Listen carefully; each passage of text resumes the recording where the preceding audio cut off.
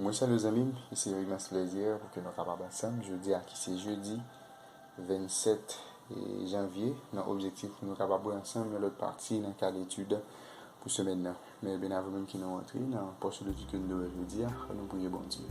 C'est pour nous exalter, louer dès maintenant toute l'éternité, Papa, nous qui est dans le ciel. Merci pour tout ce que vous faites pour nous. Et pour ça encore qu'on réalisé dans la vie, tandis que le moment arrivé, quand nous réaliser des paroles, nous demandons nous esprit clairvoyant. Et comme ça, nous va comprendre la parole davantage et mettre en application. Nous prions pour ça dans le nom de Jésus. Amen.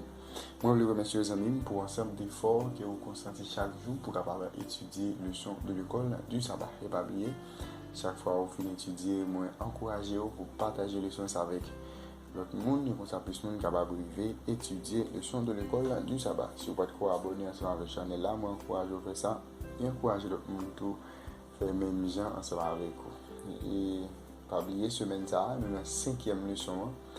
Et Jésus, c'est lui qui donne le repos. Ce thème, ça, nous avons développé ensemble pendant toute semaine.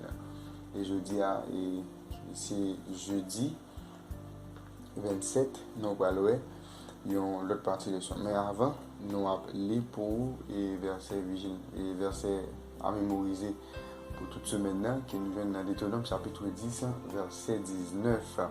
Il dit comme ça, vous aimerez l'étranger car vous avez étranger dans le pays d'Égypte. Vous aimerez l'étranger car vous avez été étranger dans le pays d'Égypte. C'est le verset, ça nous guide pendant toute semaine pour que nous soyons capables d'arriver à mémoriser.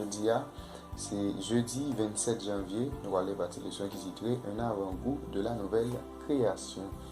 Un avant-goût de la nouvelle création. Nous allons lire 3 textes bibliques et 3 textes qui parlaient de repos sabbat. Nous allons regarder, nous allons faire une comparaison entre 3 textes. Nous allons regarder qui différence qui gagne suivant signification repos sabbat. C'est-à-dire nous allons regarder tous les 3 textes. Nous allons voir qui ça repos sabbat lui dit. Dans chaque texte, nous allons regarder qui contexte chaque texte. Le premier texte c'est Exode chapitre 20 verset 8 à 11. Il dit souviens-toi du jour du repos pour le sanctifier. Tu travailleras 6 jours et tu feras tout ton ouvrage. Mais le 7e jour est le jour du repos de l'Éternel. Ton Dieu, tu ne feras aucun ouvrage, ni toi, ni ton fils, ni ta fille, ni ton serviteur, ni ta servante, ni ton bétail, ni l'étranger qui est dans tes portes. Car en 6 jours, l'Éternel a fait les cieux, la terre, la mer, et tout ce qui est contenu, et il s'est reposé le 7e jour. C'est pourquoi l'Éternel a béni le jour du repos et l'a sanctifié. Deuxième texte, c'est Deutéronome chapitre 5, verset 12, pour arriver dans verset 15. Observe le jour du repos pour le sanctifier, comme l'Éternel, ton Dieu, te l'a ordonné.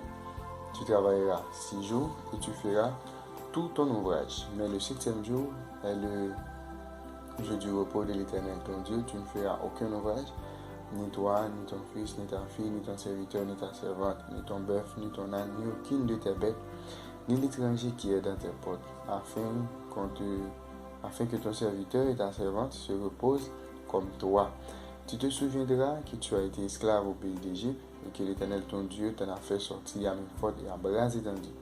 C'est pourquoi l'Éternel ton Dieu t'a ordonné d'observer le jour du repos. Et le dernier texte que nous allons lire là, c'est Hébreux chapitre 4, nous appelons dans verset 8 pour nous arriver dans verset 11. Car si Josué leur eût donné le repos, il ne parlerait pas après cela de notre jour. Il y a donc un repos de sabbat réservé au peuple de Dieu, car celui qui entre dans le repos de Dieu se repose de ses œuvres comme Dieu s'est reposé des ciels. Efforçons-nous donc d'entrer dans ce repos afin que personne ne tombe en donnant le même exemple de désobéissance. Eh bien, et comme nous avons déjà dans la leçon maintenant, et texte que nous venons dans Exode avec Deutéronome, ils invitent nous à regarder vers le passé. Et ça, bon Dieu, t'a fait dans le passé. Tandis qu'il exhorte nous, et des textes, ils exhortent nous pour nous reposer le sabbat pour que nous soyons capables de célébrer ça que bon Dieu a réalisé pour nous lors de la création du monde et lors de la rédemption. Cependant, Hébreux chapitre 4, verset 9 à 11, eh bien, le texte a invité nous à tourner le regard nous vers l'avenir. Passage là dit nous que bon Dieu préparait un repos de sabbat qui trouvait dans le futur. C'est-à-dire bon Dieu réservé un repos de sabbat. Mais c'est-à-dire ça fait nous regarder dans l'avenir. Et bien, passage là, il est clair, il indiquait une nouvelle dimension dans l'observation du sabbat. Non seulement repos sabbat, il commémore victoire que bon Dieu t'a nous dans le passé, mais il célèbre tout, et bien promesse que bon Dieu fait, et bien pour l'avenir.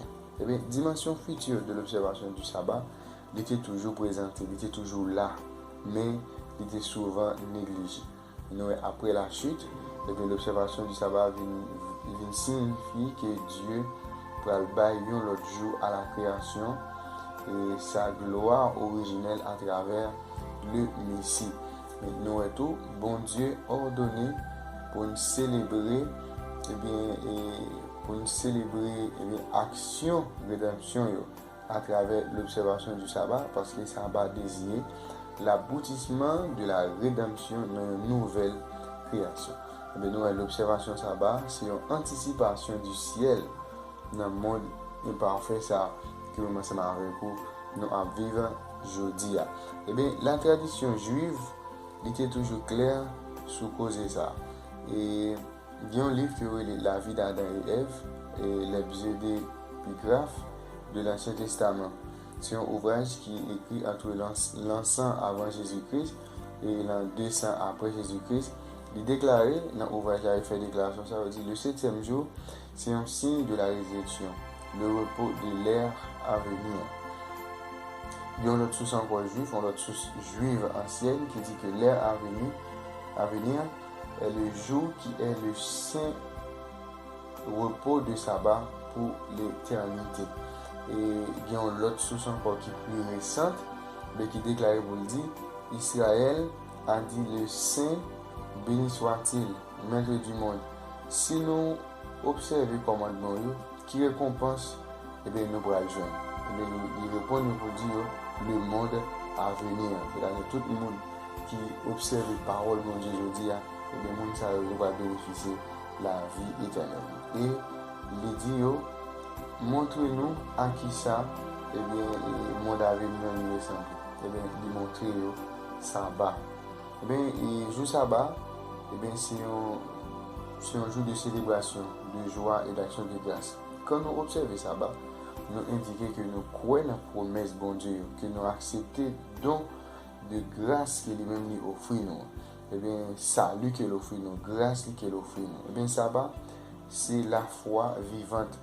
Dans ce qui concerne l'action, l'observation sabbat est probablement l'expression la plus complète de conviction selon laquelle eh bien, nous sauvés par la grâce, par le moyen de la foi en Jésus. C'est-à-dire quand nous observons sabbat, c'est la manifestation, eh bien, c'est l'expression complète eh bien, de conviction qui fait nous croire vraiment que nous sauvés eh bien, par grâce, par le moyen de la foi qui nous manifester en Jésus. C'est une réflexion journée qui ça dit comment on apprendre à observer sabbat de façon qui pour montrer vraiment compréhension de ça qui est le salut par la foi en dehors des œuvres de la loi.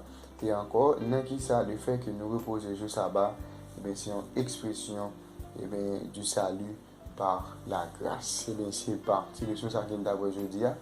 Et nous avons de la nouvelle création. Nous, dans le leçon aujourd'hui, nous avons 3 textes. Tous les 3 parlent de sabbat, mais chaque représente une phase.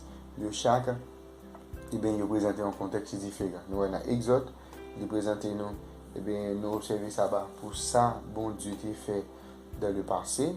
Et dans Deutéronome chapitre 12, Deutéronome 5, verset 12 à 15, encore c'est dans le passé parce que l'une rappelle nous la création et l'autre la rappelle nous la rédemption.